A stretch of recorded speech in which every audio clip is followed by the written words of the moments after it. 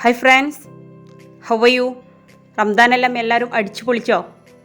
ഞാനിന്ന് വന്നിട്ടുള്ളത് നിങ്ങളോട് ഒരാളെക്കുറിച്ച് ചോദിക്കാനാണ്.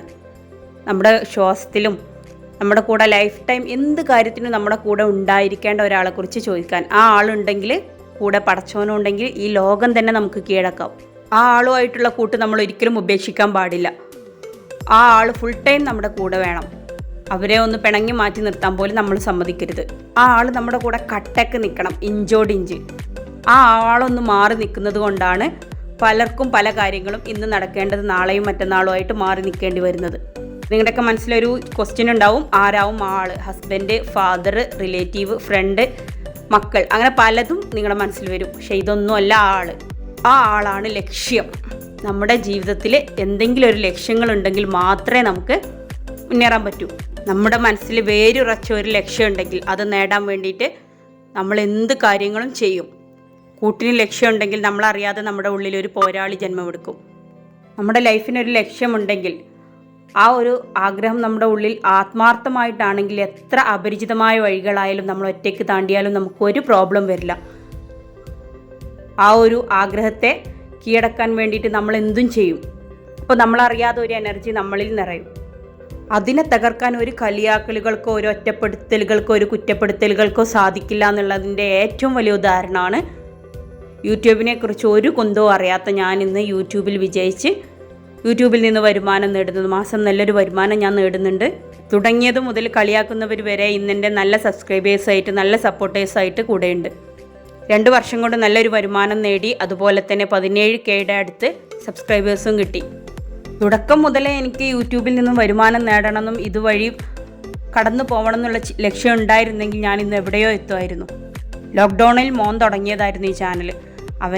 എനിക്ക് ഈ അക്കൗണ്ട് അതിനെക്കുറിച്ചുള്ള യാതൊരു ഐഡിയ എനിക്കില്ലായിരുന്നു. എൻ്റെ കയ്യിൽ ലാപ്പില്ല, ക്യാമറയില്ല, സെൽഫി സ്റ്റിക്കില്ല, ജിംബലില്ല എന്ന് തുടങ്ങി ഒരു ചാനൽ വിജയിപ്പിക്കാൻ വേണ്ടിയിട്ടുള്ള ഒരു കുന്തവും എൻ്റെ കയ്യിലില്ല. എൻ്റെ കയ്യിൽ ആകെ ഉള്ളത് ഒരു റെഡ്മി നോട്ട് 7 സ്മാർട്ട് ഫോൺ മാത്രമാണ്. അപ്പോൾ അത് വെച്ചിട്ട് എനിക്ക് ഇത്രയും നേടാൻ പറ്റുമെങ്കിൽ, 1 വർഷത്തിൻ്റെ ഇപ്പുറമായിട്ടേ ഉള്ളൂ ഞാൻ ഇതിന് കാര്യമായിട്ട് ശ്രദ്ധിക്കാൻ തുടങ്ങിയിട്ട്. എൻ്റെ ചാനൽ നോക്കിയാൽ അറിയാം, 1 വർഷം മുമ്പ് വരെയുള്ള 2 വർഷമായി ഞാൻ ചാനൽ സ്റ്റാർട്ട് ചെയ്തിട്ട്.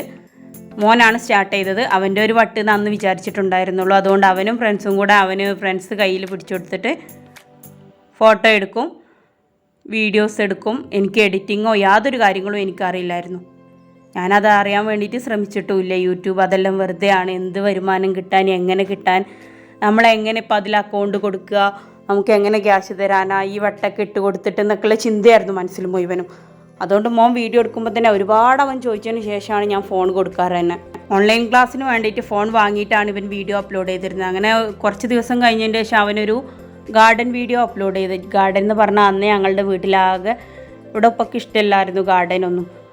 അപ്പോൾ അതുകൊണ്ട് തന്നെ ഞങ്ങൾ ഗാർഡൻ കാര്യമായിട്ട് ശ്രദ്ധിക്കില്ല. ഉപ്പക്ക് പച്ചക്കറി തോട്ടത്തിനോടൊക്കെയാണ് ഇൻട്രസ്റ്റ്. അപ്പോൾ അതുകൊണ്ട് അത് ഞങ്ങൾ ചെയ്യും. ചെടിയോട് വലിയൊരു ക്രേസ് ഇല്ലായിരുന്നു. അപ്പം കുറച്ച് കവറെല്ലാം സെറ്റപ്പ് ആക്കിയിട്ട് അതിൽ കുറച്ച് ചെടിയൊക്കെ കൊണ്ടുവന്ന് വെച്ചു. അപ്പോൾ പിന്നെ ഉപ്പ എതിർത്തില്ല. മക്കൾ എന്ത് പറഞ്ഞാലും ഉപ്പ അവരുടെ കൂടെ ഉണ്ടാവും. അങ്ങനെ അവൻ ആ ഒരു ഗാർഡന് കാണാൻ വന്നു 3-4 പേര്. അപ്പോൾ ഞാനും വിചാരിച്ചു ഇതെന്താ. അപ്പോഴാണ് ഞാൻ അറിഞ്ഞത് സത്യം പറഞ്ഞാൽ ഇവനൊരു ചാനൽ സ്റ്റാർട്ട് ചെയ്തത്. ഹായ് ഗൈസ്, ഞാനൊരു ചാനൽ തുടങ്ങുകയാണ്, ഇന്ന് ഞാൻ എൻ്റെ ഗാർഡനാണ് കാണിക്കുന്നതെന്ന് പറഞ്ഞിട്ട് ഇവൻ ഇട്ട വീഡിയോ അന്നാണ് ഞാൻ കാണുന്നത്, 1 ആഴ്ചക്ക് ശേഷം. നാട്ടുകാരൊക്കെ കണ്ടത്. അത്രയ്ക്കും ഞാൻ യൂട്യൂബ് തുറന്ന് നോക്കലേ ഇല്ലായിരുന്നു. കാരണം വേറെ എന്തല്ല, യൂട്യൂബ് പറഞ്ഞ ആപ്പിനോട് എനിക്കന്ന് വലിയൊരു താല്പര്യമൊന്നുമില്ല. കാരണം നമ്മളതിൽ നോക്കുമ്പോൾ ടൈറ്റിലും തമ്പനയിലും കാണുന്നതാവില്ല, അതിൽ വീഡിയോ കാണിക്കുക, അങ്ങനെയൊക്കെ ഒരു ദേഷ്യമായിരുന്നു. അന്ന് എന്തെങ്കിലുമൊക്കെ വാട്സപ്പ് വീഡിയോസ് നോക്കും, ഫേസ്ബുക്ക് നോക്കും എന്നല്ലാതെ യൂട്യൂബിൽ ഞാൻ വല്ലാതെ ടൈം സ്പെൻഡ് ചെയ്യാറില്ലായിരുന്നു. ചാനൽ തുടങ്ങിയെന്ന് പറഞ്ഞപ്പോൾ ഞാനിവനെ വഴക്ക് പറയുകയാണ് ചെയ്തത്. അങ്ങനെ 3-4 ദിവസത്തിന് ശേഷം അവൻ്റെ ടീച്ചർ എന്നെ വിളിച്ചു. അവന് ശിശുദിനത്തിൻ്റെ ക്യാപ്പൊക്കെ ഉണ്ടാക്കുന്ന വീഡിയോ ഇട്ടിട്ട് അവനെ ടീച്ചർക്ക് അയച്ചു കൊടുത്തിരുന്നു. ടീച്ചറെ എനിക്ക് കുറച്ച് സബ്സ്ക്രൈബൊക്കെ ഒപ്പിച്ചേരിയെന്ന് പറഞ്ഞിട്ട്. അപ്പോൾ ടീച്ചർ പറഞ്ഞു, മോൻ നന്നായിട്ട് അവതരിപ്പിക്കുന്നുണ്ടല്ലോ, നിങ്ങളൊരു സപ്പോർട്ടും. അവൻ ടീച്ചറോട് പറഞ്ഞിട്ടുണ്ട്, ഉമ്മച്ചിക്ക് ദേഷ്യമാണ്, അതുകൊണ്ടാണ് ഞാൻ അറിയാതെ വിളിച്ചതെന്നൊക്കെ. നിങ്ങളൊന്ന് സപ്പോർട്ട് ചെയ്ത് കൊടുത്തോളൂ, അവൻ്റെ കഴിവുകളൊക്കെ തിരിച്ചറിയാം, നിങ്ങളല്ല വേണ്ടത്, നിങ്ങളെ സപ്പോർട്ട് ചെയ്ത് കൊടുക്കണ്ടേ എന്നൊക്കെ പറഞ്ഞിട്ട്. അന്നത്തെ അവൻ്റെ ക്ലാസ് ടീച്ചർ, അവൻ്റെ പ്രിയപ്പെട്ട ധന്യ ടീച്ചർ, ആ ടീച്ചറാണ് ഫാമിലിക്കൊക്കെ ഷെയർ ചെയ്ത് കൊടുത്ത് ഒരു 70 സബ്സ്ക്രൈബിൽ അവിടെ അനങ്ങാതെ നിൽക്കുകയായിരുന്നു. ടീച്ചർ ടീച്ചേഴ്സ് ഗ്രൂപ്പിലും ടീച്ചറുടെ ഫ്രണ്ട്സ് ഗ്രൂപ്പിലൊക്കെ ഷെയർ ചെയ്തിട്ട് 300 സബ്സ്ക്രൈബ് ആക്കി. സബ്സ്ക്രൈബിനൊക്കെ ഇത്ര വാല്യൂ ഉണ്ടെന്ന് ഞാൻ അറിഞ്ഞത് തന്നെ അന്നാണ്. ഞാനും ചെയ്യാറില്ലായിരുന്നു. പലരും സബ് ചെയ്യുമെന്ന് പറഞ്ഞിട്ട് വിടുമ്പോൾ ഞാനത് ചെയ്ത് കൊടുക്കുന്നല്ലാതെ യൂട്യൂബിൽ കയറിയിട്ട് ഏതെങ്കിലും വീഡിയോ കണ്ടെന്ന് വെച്ചിട്ട് അതിന് സബ്സ്ക്രൈബ് ചെയ്തിടാറൊന്നുമില്ലായിരുന്നു. യൂട്യൂബ് തുറക്കുന്നത് തന്നെ കൈറ്റ് വിക്ടേഴ്സിൽ ഇത് കാണാൻ വേണ്ടിയിട്ടായിരുന്നു. എൻ്റെ അനിയന്മാരും എൻ്റെ കസിൻസും എൻ്റെ നാത്തൂസും എൻ്റെ അനിയത്തിമാരെല്ലാം അവരുടെ ഫാമിലിയിലും എല്ലാം ഷെയർ ചെയ്ത് കൊടുത്ത് ഒരു 500 സബ്സ്ക്രൈബ് ആക്കി. അവൻ്റെ ആഗ്രഹമല്ലേ എന്ന് വെച്ചിട്ട് 500 ആയപ്പോൾ ഞങ്ങൾ ഇനി ഒരിക്കലും അവിടുന്ന് അങ്ങോട്ട്, കാരണം ആരെ കൊണ്ടെല്ലാം സബ്സ്ക്രൈബ് ചെയ്യിപ്പിക്കാൻ പറ്റുമോ അവരെ കൊണ്ടെല്ലാം നമ്മൾ സബ്സ്ക്രൈബ് ചെയ്യിപ്പിച്ചു. ഇനി അങ്ങോട്ടൊരു ലൈഫ്, ഒരു ഭാവി ഈ യൂട്യൂബ് കൊണ്ട് ഉണ്ടാവില്ല എന്ന് ഞാൻ ഉറപ്പിച്ചു. അവൻ്റെ അടുത്ത ഫ്രണ്ട്സിനെയൊക്കെ വിളിച്ചിട്ട് ഞാനൊരു പാർട്ടി കൊടുത്ത് സുറുമി ബ്രോസ് 500 സബ് എന്ന് പറഞ്ഞിട്ട്. കാരണം ഇതാ ചാനലിലെ ലാസ്റ്റ് സെലിബ്രേഷൻ എന്നായിരുന്നു ഞാൻ വിചാരിച്ചിരുന്നു. ഇനി അവൻ്റെ വട്ട് പോലെ എന്തെങ്കിലുമൊക്കെ ഇട്ടോട്ടെ. അന്ന് വരെ എനിക്ക് എഡിറ്റിങ്ങോ അപ്ലോഡിങ്ങോ ഒന്നും അറിയില്ലായിരുന്നു. അവൻ തന്നെ ചെയ്യട്ടെ, അവൻ തന്നെയായിരുന്നു കാര്യങ്ങളൊക്കെ ചെയ്തിരുന്നത്. ഞാനന്ന് എൻ്റെ നൈറ്റി സ്റ്റിച്ചിങ്ങും കാര്യങ്ങളൊക്കെ ആയിട്ട് ബിസിയുള്ള ടൈമുമാണ്. അതിനിടയിൽ ഇതും കൂടെ നോക്കാനുള്ള ടൈമുമില്ല. ഇതിനോട് എനിക്കൊരു ക്രേസ് തോന്നിയാലല്ലേ നമുക്കൊരു അതാണ് ഞാൻ പറയുന്നത്, നമ്മുടെ കൂടെ ആ ഒരു ലക്ഷ്യം, എനിക്ക് യൂട്യൂബിൽ വിജയിക്കണം, യൂട്യൂബ് എൻ്റെ കൂടെ വേണം, അതിൽ നിന്ന് വരുമാനം നേടണം എന്നുള്ളൊരു ലക്ഷ്യം എൻ്റെ മനസ്സിൽ അന്ന് വരെ തോന്നിയില്ല. അപ്പോൾ അതുകൊണ്ട് അതെൻ്റെ ഒരു ആവശ്യമല്ല, അത് മോൻ്റെ ഒരു എൻ്റർടൈൻമെൻറ്റ് മാത്രമാണ്. അത് അവനെ അതുപോലെ തന്നെ കൊണ്ട് നടന്നോട്ടെ. അവന് മീൻ പിടിക്കാൻ പോകുന്നതും അതുപോലെ അവനൊരു ട്രീ ഹൗസ് ക്രിയേറ്റ് ചെയ്തിരുന്നു. അതിൻ്റെ എല്ലാം വീഡിയോ അവൻ തന്നെ ചെയ്തിട്ട് അവൻ വിട്ടിരുന്നു. അതെല്ലാം അങ്ങനെ അവനും അവൻ്റെ ഫ്രണ്ട്സുമായിട്ട് ചലഞ്ച് നടത്തുന്നതും അതെല്ലാം അതിൽ അവൻ തന്നെ അപ്ലോഡ് ചെയ്യും, അവൻ തന്നെ എഡിറ്റ് ചെയ്യും. ഫോണെല്ലാം ആരെങ്കിലും ഫ്രണ്ട്സോ ആരെങ്കിലുമൊക്കെ പിടിച്ചു കൊടുക്കും. അങ്ങനെയൊക്കെ ആയിട്ട് അതങ്ങനെ ഒരു സൈഡായിട്ട് അതങ്ങനെ കഴിഞ്ഞു പോയി. ഞാൻ ആ ഭാഗത്തേക്ക് മെയിൻറ്റെയിൻ ചെയ്യാറില്ല. ചിലരൊക്കെ അഭിപ്രായം പറയും. ഞാൻ ചിലപ്പോൾ മറ്റ് ഫോണിൽ നിന്നൊക്കെ കണ്ടിട്ടൊന്ന് സപ്പോർട്ട് ചെയ്തെടുക്കുന്നു മാത്രം. ഒരു 50, 60, 70 ആ രീതിയിൽ വ്യൂസായിട്ട് അങ്ങനെ പോകും. വീഡിയോ ഇട്ടാൽ അവൻ തന്നെ സ്റ്റാറ്റസ് വെക്കും. എൻ്റെ നാത്തൂന്മാർക്കും കസിൻസിനും അതുപോലെ എൻ്റെ ബ്രദേഴ്സിനെല്ലാം അവന് ഇട്ട് കൊടുക്കും. അവരോടൊക്കെ സ്റ്റാറ്റസ് വെക്കാൻ പറയും. അങ്ങനെയൊക്കെ ആയിട്ടൊരു 50, 60 വ്യൂസ്. 500 സബ് കഴിഞ്ഞതിന് ശേഷം സബ് കൗണ്ട് കൂടുന്നുണ്ടോ കുറയുന്നുണ്ടോ ഒന്നും ഞാൻ നോക്കാറില്ലായിരുന്നു. ആ ടൈമിൽ ഞാൻ എൻ്റെ ഒരു ടൈം പാസ്സായിട്ട് ഞാൻ ചെയ്തിരുന്നത് ഫേസ്ബുക്കിൽ ഞാൻ നല്ല ആക്റ്റീവായിരുന്നു. ഞങ്ങളുടെ ടോട്ടലല്ല, അന്നൊരു എൻ്റെ ഹസ്ബൻഡിൻ്റെ പേരിലുള്ള ഐഡിയ ആയിരുന്നു. പക്ഷേ ഞാൻ ഗേളാന്ന് അറിയുന്ന 3-4 ഫ്രണ്ട്സ് ഉണ്ടായിരുന്നു. ഗേൾ ഫ്രണ്ട്സായിട്ട് തന്നെ ഞങ്ങളൊരു ഗ്രൂപ്പ് ഉണ്ടായിരുന്നു, ചളീസ് എന്ന് പറഞ്ഞിട്ട്. ഞങ്ങൾ അതിലിങ്ങനെ പോസ്റ്റ് ഇട്ട് കമൻസ് ഒക്കെ ഇട്ടിട്ട് നല്ല രസമായിരുന്നു. അപ്പോൾ അങ്ങനെ അതിലിങ്ങനെ ഞങ്ങൾ ഒരു മെസ്സഞ്ചർ ഗ്രൂപ്പ് ചാറ്റ് ഉണ്ടായിരുന്നു. ഷഹാന, ലച്ചു, അതുപോലെ റിയാസ്, അഷ്റു, ലത്തു, നസീമ. അപ്പോൾ അതിൽ ഒരു ദിവസം ഷഹാന എന്നോട് വന്നിട്ട് എൻ്റെ കസിൻ്റെ ഒരു ചാനലുണ്ട്, എല്ലാവരും ഒന്ന് സബ് ചെയ്യണമെന്ന് പറഞ്ഞിട്ട് ഗ്രൂപ്പിൽ. അപ്പോൾ ഞാൻ നോക്കിയപ്പോൾ അതിൽ 200 സംതിങ് ആണുള്ളത്. 1.5 വർഷമായി സ്റ്റാർട്ട് ചെയ്തിട്ട്. അപ്പോൾ ആ ടൈം വരെ ഞാൻ ഗ്രൂപ്പിലൊന്നും പറഞ്ഞിട്ടില്ലായിരുന്നു എൻ്റെ മോനിങ്ങനെ ഒരു ചാനലുണ്ടെന്നോ അതിനിങ്ങനെ സബ് വേണമെന്നോ സബ് ചെയ്യണമെന്നൊന്നും അവരോട് ആരോടും ഞാൻ ആവശ്യപ്പെട്ടിട്ടില്ലായിരുന്നു. അവർ കളിയാക്കുമെന്ന് വെച്ചിട്ട്. അപ്പോൾ അതിൽ ആ കുട്ടി പറയുന്നത് ഇവൻ്റെക്കാളും കഷ്ടമാണ്. അപ്പോൾ ഞാൻ എൻ്റെ ലിങ്കും ഷെയർ ചെയ്തിട്ട് പറഞ്ഞു, ഇതുപോലെ എൻ്റെ മോനുണ്ടൊരു വട്ട്, അവന് സ്റ്റാർട്ട് ചെയ്തിട്ടുണ്ട് ചാനൽ. ഞാൻ പിന്നെ ആ ഭാഗത്തേക്കൊന്നും നോക്കാറില്ല. അവനോ അവൻ്റെ വട്ടുമായിട്ട് ആ ഒരു സൈഡിൽ അങ്ങനെ പോകുന്നുണ്ടെന്ന്. അപ്പോൾ അത് കേട്ടപ്പോൾ അവരെല്ലാവരും ചാനലിൻ്റെ ലിങ്ക് ചോദിച്ച് ചാനൽ അവർ കണ്ടു. ഈ ഒരു വീഡിയോ ആണ് ഞങ്ങൾ 500 സബ്സ്ക്രൈബ് സെലിബ്രേറ്റ് ചെയ്തത് കേട്ടോ. ഇതിലെ അവൻ്റെ സന്തോഷം നിങ്ങളൊന്ന് നോക്ക്. 500 സബ്ബായത് ഞങ്ങൾക്ക് അന്ന് 50 മില്യണൊക്കെ അടിച്ച് അത്രയും സന്തോഷമായിരുന്നു. അന്ന് ഞങ്ങൾ ചാനൽ തുടങ്ങി 3 മാസമേ ആയിട്ടുണ്ടായിരുന്നുള്ളൂ. അപ്പോൾ വീഡിയോസ് കണ്ട് ചാനലിൽ കയറിയ അവരെല്ലാം പറഞ്ഞു, മോനെ നന്നായിട്ട് നല്ല ഉഷാറായിട്ട് അവതരിപ്പിക്കുന്നുണ്ടല്ലോ, നല്ലൊരു സ്പിരിറ്റ് ഉണ്ട് അവൻ്റെ വോയിസിന്, നീ എന്തിനാ അതില്ലാതാക്കുന്നത്, നിനക്കും ഒന്ന് സപ്പോർട്ട് ചെയ്തെടുത്തൂടെ, നീയും കൂടി ഒന്ന് സപ്പോർട്ട് ചെയ്തെടുത്ത് അവർ ഉഷാറാക്കും, ഞങ്ങൾക്ക് ഉറപ്പുണ്ട് എന്നൊക്കെ പറഞ്ഞ് അവരെന്താ പറയുക. അങ്ങനെ ഒരിക്കൽ കൂടി താങ്ക്സ് പറയുകയാണ്. ലച്ചു, ഷാഹു, നിങ്ങൾ രണ്ടും കൂടിയാണ് എന്നെ പിരികേറ്റിയിട്ട് സെറ്റാവും നീ ഒന്ന് ട്രൈ എന്ന് പറഞ്ഞ്. അന്ന് മുതൽ ഞാൻ ഒരുവിധം റെസിപ്പികളെല്ലാം അപ്ലോഡ് ചെയ്യും. അതെല്ലാം മോനെ കൊണ്ട് പറയിപ്പിക്കും. പക്ഷേ റെസിപ്പി എഡിറ്റ് ചെയ്യാൻ അവന് ഭയങ്കര ബുദ്ധിമുട്ടാണ്. ഇൻഗ്രീഡിയൻസിൻ്റെ എല്ലാം പേര് പറഞ്ഞ് അവന് ചിലപ്പോൾ ഒന്നും അവന് പറയുമ്പോൾ അത് റെഡി ആവില്ല. എന്നിട്ട് വീണ്ടും ഞാൻ പറയിപ്പിക്കും. ചിലപ്പോൾ തല്ലും നുള്ളൊക്കെ ആയിട്ട് നല്ല ജഗ പുകയായിരുന്നു. 6 മാസങ്ങൾ കൊണ്ട് ഞങ്ങൾ 1K അടിച്ച്. കുറച്ചൊക്കെ വീഡിയോസ് സ്പ്രെഡ് ആവാൻ തുടങ്ങി. പിന്നെ ഇതുപോലെ തന്നെ എൻ്റെ കസിനും ബ്രദേഴ്സെല്ലാം അവർ പെട്രോൾ പമ്പിൽ വരെ പോകുമ്പോൾ ഫോണിൻ്റെ റീചാർജ് ഒരുപാട് കള്ളത്തരങ്ങൾ ചെയ്തിട്ടുണ്ട്. റീചാർജ് കഴിഞ്ഞിട്ടുണ്ട്, ഒന്ന് കോൾ ചെയ്യട്ടെ എന്ന് പറഞ്ഞിട്ട് ഫോൺ വാങ്ങും, എന്നിട്ട് സബ്സ്ക്രൈബ് ചെയ്യും. അതുപോലെ ചിലപ്പോൾ ഒന്നും കേൾക്കാൻ ടൈമില്ലെങ്കിലും വോയിസ് കുറച്ചിട്ടിട്ടായാലും ഞങ്ങൾ വീഡിയോസ് ഇടുന്ന ടൈമിൽ അത് കാണും, പിന്നെയും കാണും. അവരുടെ ഫ്രണ്ട്സിൻ്റെ എല്ലാം ഫോണിൽ നിന്ന് നിങ്ങൾ വോയിസിൽ ഇട്ടില്ലെങ്കിലും വേണ്ടില്ല, ഒന്ന് കണ്ടേക്ക്, എൻ്റെ പെങ്ങളെ കുട്ടികളാണ് അറിയും. എൻ്റെ അസ്രു, എൻ്റെ ബാവ, അതുപോലെ മുത്തു, എൻ്റെ ഫൗസി, മുഫി, എൻ്റെ നാത്തൂൻ, അന്ന് എൻ്റെ പൂവി, അവരെല്ലാം അവരുടെ ഫാമിലിക്കും ഫ്രണ്ട്സിനെല്ലാം നന്നായിട്ട് ഷെയർ ചെയ്തിട്ടുണ്ട്.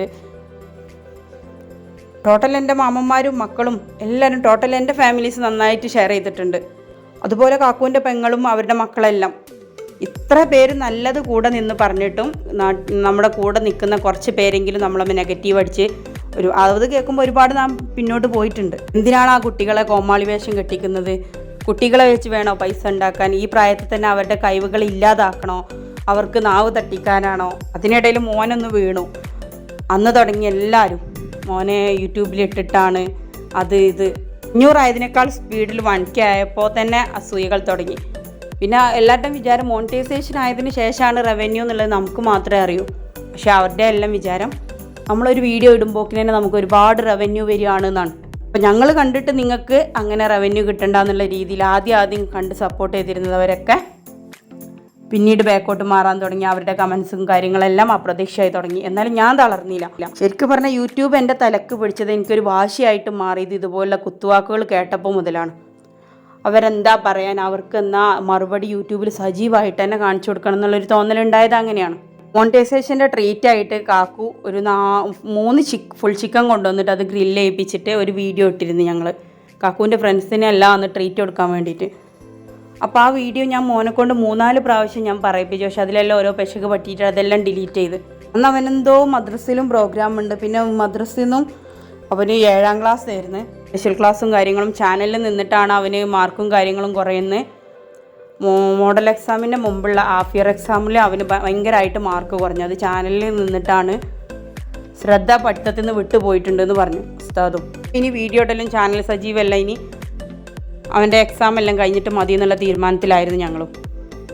ആ ടൈമിലാണ് വൈസ്കാക്ക എന്നോട് പറഞ്ഞത്, വെറുതെ അവനെങ്ങനെ നിർബന്ധിച്ച് ചെയ്യിപ്പിക്കുന്നതിനേക്കാളും നീ ഒന്ന് പറഞ്ഞു നോക്കുക, ഇങ്ങനെ റെസിപ്പീസൊക്കെ ചെയ്യുമ്പോൾ നിനക്കല്ല അതിൻ്റെ കാര്യങ്ങളൊക്കെ അറിയാം, അതുപോലെ തന്നെ നീ അവതരിപ്പിച്ച ഒന്നും കൂടി ഉഷാറാവുകയും ചെയ്യും, ഒന്ന് പറഞ്ഞു നോക്കുന്നു. 2-3 പ്രാവശ്യം ഞാൻ പറഞ്ഞിട്ടും എനിക്ക് ചേരി വരികയായിരുന്നു. കാരണം ഞാനങ്ങനെ പറയും എന്തൊക്കെയോ, പിന്നെ ആരെങ്കിലും കളിയാക്കൂല, ഇത് പറഞ്ഞാൽ എന്താവുക, വീട്ടിനുള്ളിൽ വെച്ചിട്ടാണ് ഞാൻ പറയുക, പക്ഷെ അത് പുറമെയുള്ളവർ കാണൂലേ കേൾക്കൂലേ, അങ്ങനെ എന്തോ ഭയങ്കര ഒരു അങ്ങോട്ടും ഇങ്ങോട്ടുള്ള ഒരു വടംവലി. കുറേ കളിയാക്കലുകളൊക്കെ കേട്ടല്ലേ ഓൽക്കൊരു റിപ്ലൈ കൊടുക്കുന്ന മനസ്സെന്ന് ആരോ പറയുന്നുണ്ട്. പുറമേന്ന് വേണ്ടടി വെറുതെ കൊളാവാൻ നിൽക്കണ്ട, നാറാൻ നിൽക്കണ്ട എന്ന് പുറമേന്ന് ആരോ പറയുന്നുണ്ട്. അങ്ങോട്ടും ഇങ്ങോട്ടും പറഞ്ഞ് ലാസ്റ്റ് ഞാൻ എൻ്റെ മനസ്സ് പറയുന്ന അങ്ങ് കേട്ട്, പറയുന്നവരവരെ പറയട്ടെ, ഞാൻ ചെയ്യാനുള്ളത് ഞാൻ ചെയ്യട്ടെ എന്ന് എൻ്റെ മനസ്സ് പറഞ്ഞ് ഞാൻ അങ്ങ് കേട്ട് ഞാൻ അപ്ലോഡാക്കി. ഇതുവരെ 2 ദിവസം കൊണ്ട് 70, 80, 90 വ്യൂസ് കിട്ടിയിരുന്ന ഞങ്ങൾക്ക് 1 അവർ കൊണ്ട് ആ ഒരു വീഡിയോക്ക് 85 കിട്ടി. ആ 85 ഇന്നത്തെ 85K 1 ലക്ഷം വ്യൂസിന് തുല്യമായിരുന്നു ഞങ്ങൾക്ക്. ഷടാ ഈ വീഡിയോ ഉഷാറാവുമെന്ന് വിചാരിച്ചു വരുമ്പോൾ ആ വീഡിയോ ഇട്ട് കുറച്ച് ടൈം കൊണ്ട് തന്നെ ഒരുവിധം ഞങ്ങളുടെ അറിയുന്നവരൊക്കെ കണ്ടിട്ട് എല്ലാവരും വിളിച്ചു, ഉഷാറായിട്ടുണ്ട്. വേറെ പറഞ്ഞവരുമുണ്ട്, നിൻ്റെ ശ്വാസം കേൾക്കുന്നുണ്ട്, അത് ഇതെന്ന് പറഞ്ഞവരുണ്ട്. കുറച്ച് നീ പറയുന്ന പോലെ പറഞ്ഞാൽ പോരായിരുന്നോ, മലപ്പുറം താത്താനെ പോലെ പറ, അങ്ങനെ കമൻസുകൾ ഒരുപാട് വന്ന്. ഞാനതൊന്നും കാര്യമായിട്ട് എടുത്തില്ല, ഉള്ളിൽ മുഴുവൻ ടെൻഷനായിരുന്നു. പക്ഷെ വൈസ്കാക്കാക്ക് മാത്രം ഒരു കുലുക്കൂല, മൂപ്പര് കട്ടക്ക് നിന്ന് അവിടെ നിൽക്കട്ടെ, കളിയാക്കിയാലും പറഞ്ഞാലും പോയാലൊക്കെ അതവിടെ കിടക്കട്ടെ, മൂപ്പര് കട്ടക്ക് ഉണ്ടാതെ അവിടെ ഇരുന്നോന്ന് പറഞ്ഞു. 1 അവർ കൊണ്ട് 85 ആയിട്ടുള്ള ആ വീഡിയോ അവിടെ സ്റ്റക്കായി. പിന്നീട് നൈറ്റ് 12:45 വരെ അന്ന് ഞാനും ഉറങ്ങിയില്ല. കാരണം ഒരു 86 ഒന്നും കൂടി ആയാൽ മതി. ഞാൻ പിന്നെയും ഇസ്കാക്കാൻ്റെ ഫോണിൽ നിന്നും അതുപോലെ വീണ്ടും സ്റ്റാറ്റസ് വെച്ചിട്ട് എനിക്ക് അറിയാവുന്ന ഫ്രണ്ട്സിനോടൊക്കെ ഒന്നും കൂടെ കാണുന്നൊരു 100 ആയിട്ട് കാണാൻ വേണ്ടിയിട്ട്. പക്ഷെ അനങ്ങിയില്ല, മൊത്തത്തിൽ ടെൻഷനായി. ഞാൻ ആ വീഡിയോ ഡിലീറ്റ് ചെയ്യട്ടെ എന്ന് വരെ പറഞ്ഞു. പക്ഷേ ഇസ്കാക്ക പറഞ്ഞു അവിടെ നിൽക്കട്ടെ. ആ നൃത്തം 12:45 എപ്പോഴും ഞാൻ ഉറങ്ങി, ഫോണും കയ്യിൽ പിടിച്ച് അങ്ങനെ ഉറങ്ങിയത്. രാവിലെ എന്നെ വിളിച്ചുകൊണ്ടിയത് വയസ്സാക്കണം, ഒന്ന് നോക്കിയാൽ എൻ്റെ വീഡിയോ എന്ന് പറഞ്ഞിട്ട്. ഞാൻ ആ ഗന്ധം, കാരണം 1K 1 മാസം കൊണ്ട്.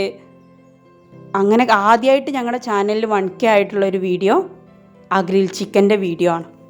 പിറ്റേ ദിവസം ഒരുപാട് നല്ല കമൻസുകളും കിട്ടി, അതുപോലെ ബാഡ് കമൻസുകളും. നീ ആറാമാണ് ചെയ്യുന്നത് ശരിയല്ല, ഇങ്ങനെ യൂട്യൂബിലെല്ലാം പറയേണ്ട ആവശ്യമുണ്ടോ, ചെയ്യണോ? ഈ വാക്കുകളൊക്കെ എന്നെ തളർത്തുന്നതിനേക്കാളും കൂടുതൽ എന്തും ചെയ്യാനുള്ളൊരു ധൈര്യമാണ് തന്നത്. ആ പറഞ്ഞവരോടെല്ലാം എനിക്കിപ്പോൾ താങ്ക്സേ ഉള്ളൂ. കാരണം പിന്നീട് ഞാൻ തിരിഞ്ഞു നോക്കിയിട്ടേ ഇല്ല. പറ്റുന്നത്ര വീഡിയോസ് ഞാൻ അപ്ലോഡ് ചെയ്ത് 9 മാസം കൊണ്ട് ഞാൻ മോണിറ്റൈസേഷൻ സാധിച്ചെടുത്ത്. 1 വർഷം കൊണ്ട് 1K സബ്സ്ക്രൈബും 4000 വാച്ച് ടൈമും ഞാൻ ഈസി ആയിട്ട് നേടിയെടുത്ത് മോണിറ്റൈസേഷനായി. അത് കഴിഞ്ഞിട്ടൊരു കുറച്ച് കഴിഞ്ഞ് ഞാനൊരു മാരേജ് വീഡിയോ അപ്ലോഡ് ചെയ്ത് അത് ആദ്യമായിട്ട് 50K ആയി. അപ്പോഴും ചിലർക്കൊക്കെ പറയാനുണ്ടായിരുന്നത്, കണ്ടവരുടെ വീഡിയോ എടുത്തിട്ട് അതുകൊണ്ടല്ല വൈറലാക്കൽ, സ്വന്തമായിട്ടുള്ള വീഡിയോ ഒന്നുമല്ലല്ലോ ആയത്, നിൻ്റെ വീഡിയോ ആകുമ്പോൾ പറയാമെന്ന്. അവർക്കുള്ള റിപ്ലൈ ആയിട്ട് ഞാൻ എൻ്റെ ഒരു മൈഗ്രെയിൻ്റെ വീഡിയോ അപ്ലോഡ് ചെയ്തിരുന്നു. അതിപ്പോൾ 1.5 ലക്ഷം കഴിഞ്ഞിട്ടുണ്ട്. ഇന്ന് 17K സബ്സ്ക്രൈബേഴ്സ് എനിക്കുണ്ട്. അതുപോലെ ആയിരങ്ങളുള്ള ഒരു യൂട്യൂബ് സപ്പോർട്ട് ഗ്രൂപ്പിൻ്റെ അഡ്മിനും കൂടിയാണ് ഞാൻ.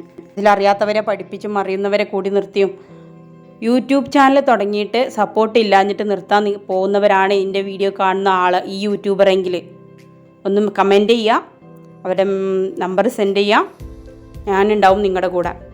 പറയുന്നവരും കളിയാക്കുന്നവരും അവരുടെ ഡ്യൂട്ടി ഇങ്ങനെ തുടർന്ന് പോകട്ടെ.